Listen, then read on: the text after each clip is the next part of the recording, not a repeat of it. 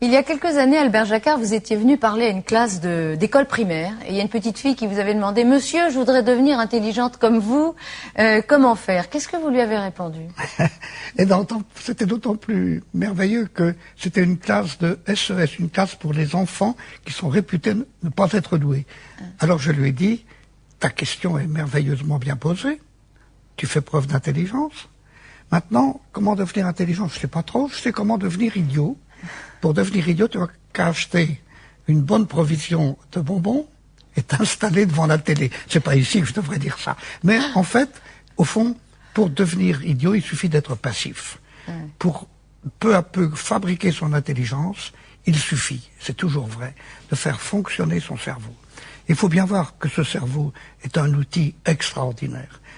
Les nombres sont tellement grands qu'on n'arrive pas à les imaginer, mais dans le cerveau d'un bébé qui naît, il y a de l'ordre de 100 milliards de petites cellules. On appelle ça des neurones. Et puis peu à peu, après la naissance, chacune de ces cellules envoie des protubérances vers les petits voisins. Et au total, arrivé à la puberté, 10 000 connexions par neurone. 1 million de milliards de connexions. C'est fabuleux ce qu'il y a dans le cerveau d'un enfant de 15 ans.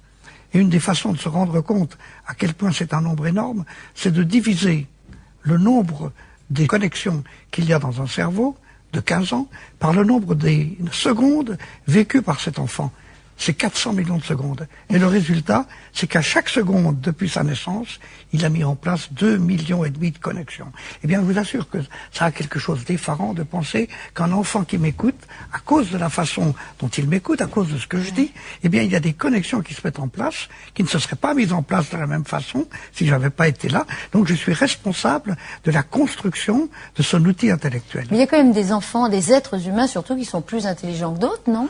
Ça veut rien dire du tout. Je vous assure que c'est une phrase, c'est pas par démagogie. Je ne suis pas plus intelligent qu'Einstein, ni moins intelligent, parce que cette comparaison n'a pas de sens. Bien sûr que mon intelligence n'est pas celle d'Einstein, parce que lui, il a été capable de trouver des choses que j'ai jamais trouvées. Bien sûr, mais quelle était la caractéristique de cet homme qu'on présente comme très intelligent? C'était pas d'avoir une activité intellectuelle plus vive, mais c'était d'avoir une horreur du sentiment de ne pas comprendre. Quand il ne comprenait pas, il comprenait qu'il n'avait pas compris, et il n'aimait pas ça, alors il s'arrangeait pour finir par comprendre. Quelquefois, c'était très long. Et par conséquent, la vraie forme de l'intelligence, c'est de comprendre qu'on n'a pas encore compris, et de faire le nécessaire pour comprendre quand même. Mais pour les enfants qui sont à l'école, par exemple, on leur dit bien, vous avez tel QI, si vous avez tel QI, vous allez bien réussir à l'école, et ça se vérifie souvent. Un bon QI, on réussit bien, un moins bon QI, on réussit moins bien. Mais évidemment. Si je dis à une fille qu'elle est laide, et je lui répète tous les jours qu'elle est laide, mais elle aura beau être jolie, elle finira par se croire laide. Et puis elle prendra une drôle d'allure, et puis elle fera des grimaces, et puis elle deviendra laide. Et par conséquent, ça fait partie des prévisions qui sont autoréalisatrices. Il est criminel de dire à un enfant, tu n'es pas doué, tu es pas capable d'avoir un QI de temps et de temps, et par conséquent, tu vas rater. Ça n'est pas vrai ce que vous disiez tout à l'heure. On ne le vérifie pas. Simplement, on le provoque. Et par conséquent, il faut lutter là contre. Il y a un mot horrible qui a été inventé par les Québécois, le mot douance. Dire à un enfant, « Oh, toi, tu as de la douance. » Mais celui d'à côté à qui on ne le dit pas, il comprend que lui n'a pas de douance. C'est comme les dons, les douances. Alors il se prend pour un imbécile, et il devient un imbécile. Par conséquent, il faut se dire que l'intelligence, c'est pas quelque chose que l'on reçoit, c'est quelque chose que l'on construit. C'est ça la phrase essentielle. Et le mot surdoué, par exemple. Il y a des enfants, on dit, ils sont surdoués. Ils réussissent bien l'école. On a bien tort de le dire. Ça ne veut rien dire. Dans surdoué, il y a 2 syllabes qui sont toutes les 2 idiotes. Sur, ça veut dire qu'il y a une hiérarchie. Or, il n'y a pas de hiérarchie de quelque chose aussi subtil que l'intelligence, qui est multidimensionnelle. Et doué, ça laisse supposer que c'est un don de la nature qui fait qu'on est intelligent, ou un don de la société. Non. On est doué parce qu'on s'est donné à soi-même son intelligence. Et on est tous responsables de devenir plus ou moins intelligents. Il faut, peu à peu, la construire. Et bien sûr, tout le monde ne construira pas la même. Certains iront plus vite que d'autres, mais méfions-nous.